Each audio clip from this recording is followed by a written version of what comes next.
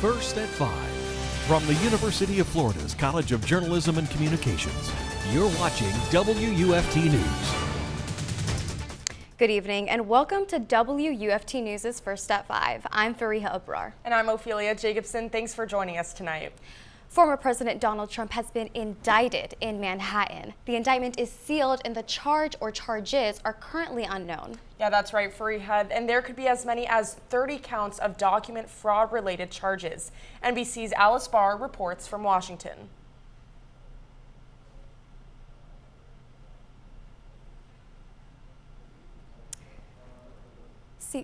Seems like we're having some technical difficulties right now, and with the charges coming out of the hush money case rather than the 3 other more important cases, the Republican reaction is almost universally negative. Yeah, that's right. Here's part of what Governor Ron DeSantis had to say.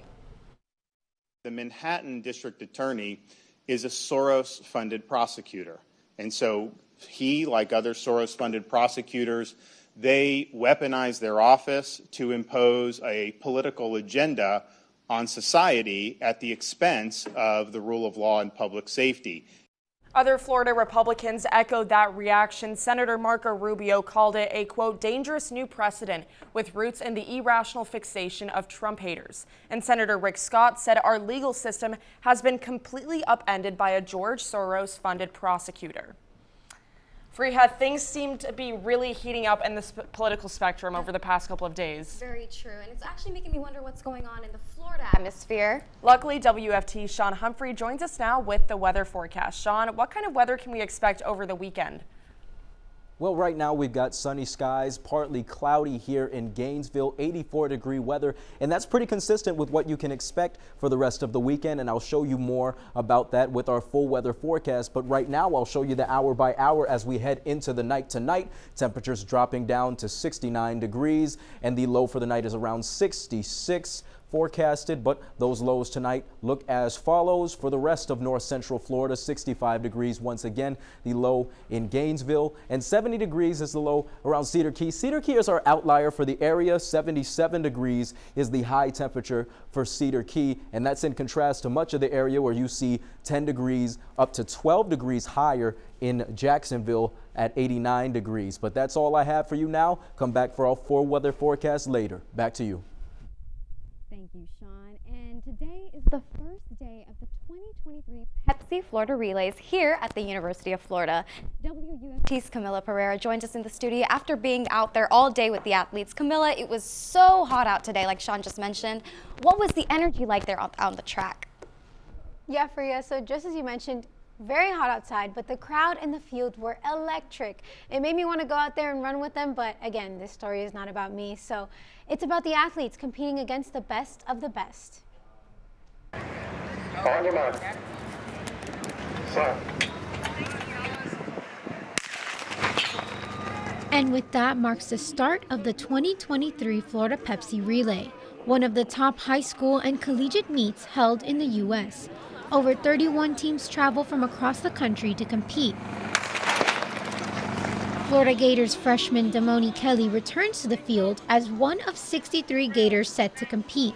It's sort of surreal, you think, you imagine it, but then now it's like the real thing. So, it's really exciting.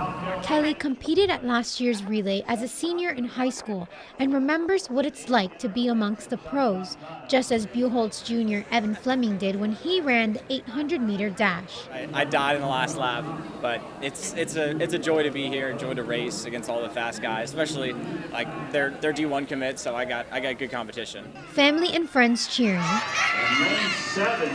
Coaches yelling along the sidelines.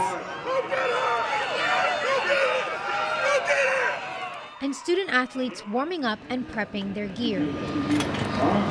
It's a lifestyle and a chance to make their mark in the sport. It's like a big part of my life right now, and I just want to do good. I want to, my parents to be proud of me, and I want to, just represent the school really well, so that's my motivation.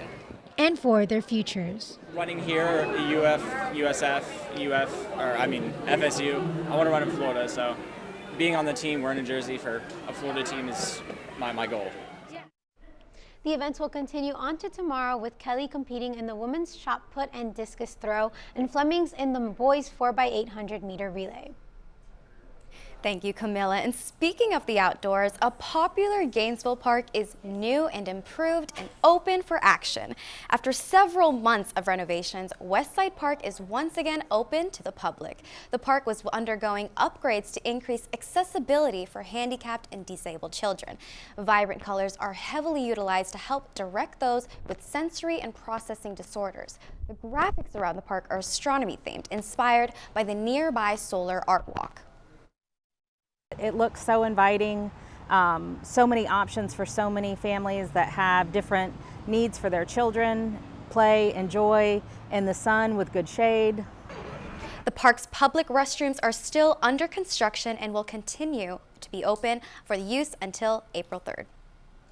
Wow, Fareeha, that park just looks beautiful. What I would give to be a kid again so we could go play on that playground. Girl, let's go after the show because I feel like that's such a great idea. First, we have a couple more headlines to get to. Coming up on WFT News First at 5, a jet departing from Arkansas had to make an emergency landing. That's right, and plus weather and sports a little later in the show. Stay with us. You're watching First at 5.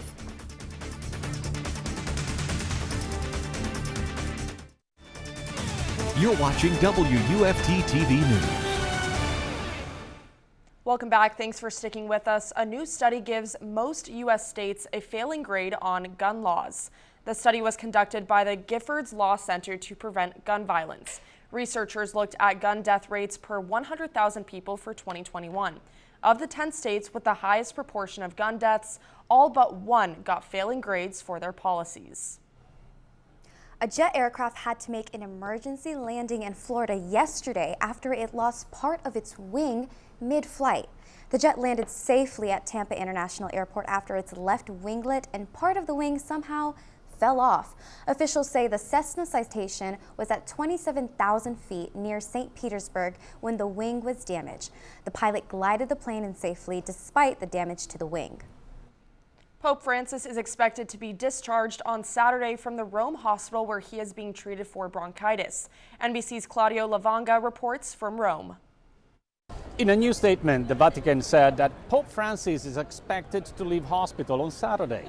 According to the statement, last night the Pope even had dinner and ate pizza together with those who are assisting him, including nurses, doctors, and staff from Vatican security. This morning, the Pope had breakfast, read some newspapers, and resumed work. Now, the Pope has been admitted to hospital on Wednesday after he complained of breathing difficulties. He was diagnosed with bronchitis on an infection basis and was given an antibiotic therapy on an infusion basis. It is still unclear the Pope will recover in time to attend all or some of the events scheduled for Holy Week, the most important week in the Catholic Church calendar, which starts with Palm Sunday. Claudio Lavanga, ABC News, Rome. Hurricane Ian reminded everyone of the risks and rewards of life on Florida's barrier islands, but there's a deeper history to learn, from the science of natives to what shipwrecks can tell to the story of the first Cedar Key. We invite you to explore a collection of stories now posted on WUFT.org. The project is called Living on the Edge, and we'll dig into the topics that I just mentioned next week on First at 5, but we think you might enjoy reading ahead this weekend. And we're dry and warm here in north central Florida, but today we've seen that it's nothing to take for granted, right, Ophelia? Yeah, we're definitely so lucky to live here in the Sunshine State. Several states across the country have seen severe thunderstorms and tornado warnings throughout the day. Shawn, what do we need to know? Well, from the Midwest down to Dixie Alley, tornadic storms have been a major problem today, and here in Gainesville, the heat is on. I'll tell you more about both when we return with your full weather forecast.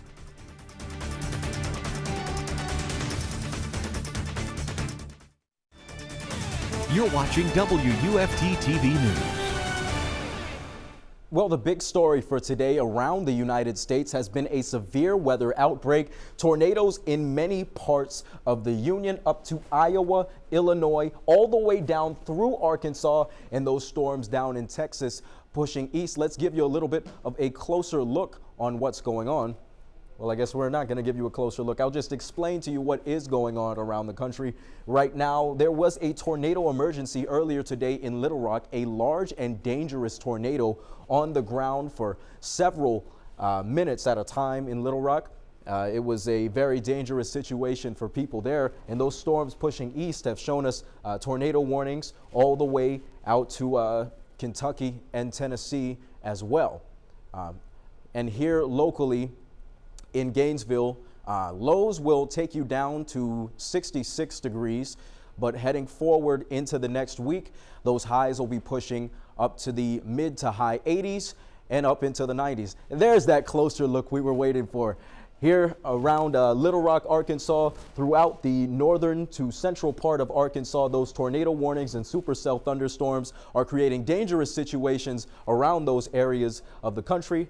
And if you take it local to the hourly forecast, once again, it'll show you those highs heading up to 87 degrees tomorrow, and that's not quite the worst of it. As you get into the rest of the week, you'll finally see some 90+ degree temperatures, but for tomorrow, around north central Florida, highs of 87 degrees here in Gainesville, up to 89 degrees in Jacksonville, and around other parts of north central Florida, 77 degrees in Cedar Key.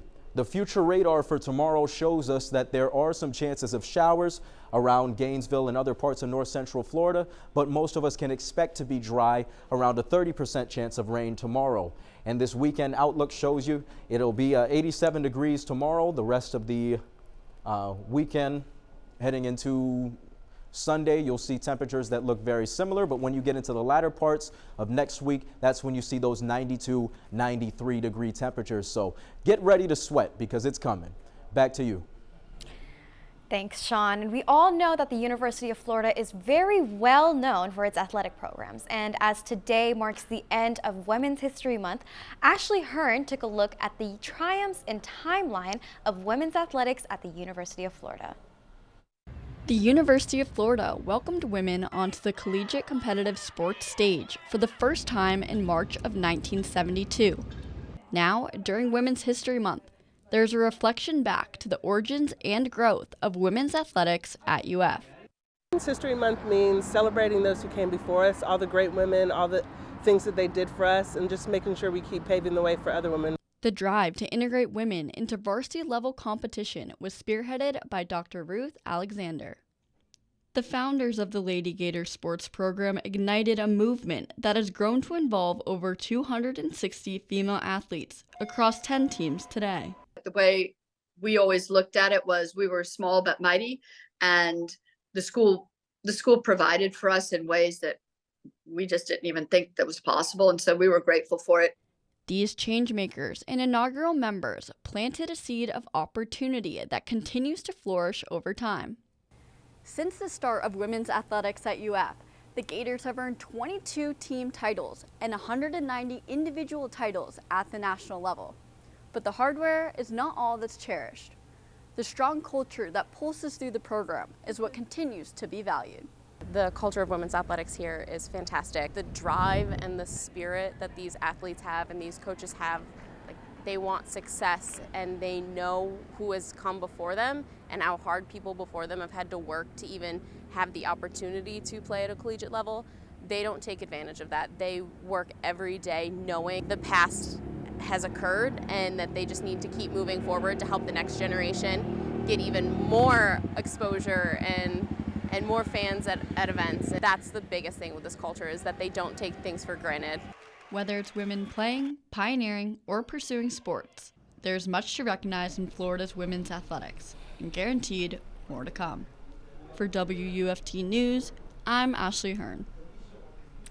Wow, it is just so inspiring to see how all those women fought for those changes. I must say, it is true girl power. For sure, and as a club athlete here at the University of Florida myself, it's really inspiring to see just how far these women have come and the women that have come before me so that I can play my sport here at UF. I love that, and women just continue to rise. Today at the Florida Relays, females of all levels will compete alongside males in the Pepsi Relays. Stay with us, sports is next. You're watching WUFT TV News. Welcome to sports. I'm Julianna Reichenbach. Tonight, Florida Gymnastics begins its NCAA championship journey. The number 2 Gators are part of a 4-team Pittsburgh regional. If the Gators finish in the top 2, they'll move on to the regional finals on Sunday. Leading the way for the Gators, Trinity Thomas. The super senior comes off 2 10s at the SEC championships. Florida head coach Jenny Rowland says she's seen Thomas believe in herself more lately. She's a veteran, and that's what she knows how to do, and that's what this team has a lot of confidence in her. And it's great to see Trin having the confidence in herself as well. Tonight's meet starts at 7 p.m. Every year, Gators track and field hosts the Florida Relays. High schoolers, college students, and professionals all compete at Percy B track, with the event starting today, continuing through tomorrow. High schoolers began action this morning, competing in events like pole vault and shot put. Meanwhile, the college athletes also competed today. There are 32 college teams in Gainesville, and 63 Gators are competing. The pros hit the track tomorrow. Tonight, number 3 Gator baseball takes on the Auburn Tigers. Our Gabby Vitale is live at Condren Ballpark. Gabby, we know this team hits a ton of home runs. Can you tell us what direction the wind is blowing out there and how it could affect the Gators hitting? Yeah, Juliana, I'm not sure the wind is going to be too much of a factor in this game today. As you can tell, the flags out in center field are barely blowing with the breeze. But the Florida Gators are coming off a red-hot weekend where they went on the road and swept Ole Miss. They're looking to mirror that performance here this weekend as they host Auburn in a 3-game series. The Florida Gators are 5-1 in SEC play and are 22-4 overall, as Auburn is 2-4 in conference play and 17-7-1 on the season. Florida is looking for its 7th straight win on the season. For the Gators, who better to start off the matchup than the right-handed Brandon Sproat, who has not lost a start since he took over the Friday night role April 29th of last year. Hurston Waldrop will start tomorrow with two-way Caglione on Sunday. Back to you, Juliana. Meanwhile, number 13 Gator softball hits the road. They'll take on South Carolina in a 3-game series. On Wednesday, the Gators mercy ruled Stetson 8-0. Skylar Wallace extended her run streak to 11 games. She averages scoring about a run and a half per game, which stands 3rd in the nation. The Gators are 3-3 in SEC play, while the Gamecocks are 1-5. First pitch is set for 6 p.m. tonight. Gator Football Pro Day is now in the books as Gator players now wait for the NFL Draft to see if their names will be called. One of those players is defensive tackle Jervon Dexter. I think a lot of people, me being 6'6", didn't think that I can bend as well as I do. So I did pretty good at bending the hoops and getting through the bags and stuff like that. So. The NFL Draft will take place April 27th to 29th in Kansas City. The Florida men's basketball team picks up its first transfer, 6'8" forward E.J. Jarvis from Yale. Jarvis averaged 11.4 points and 5.5 rebounds per game.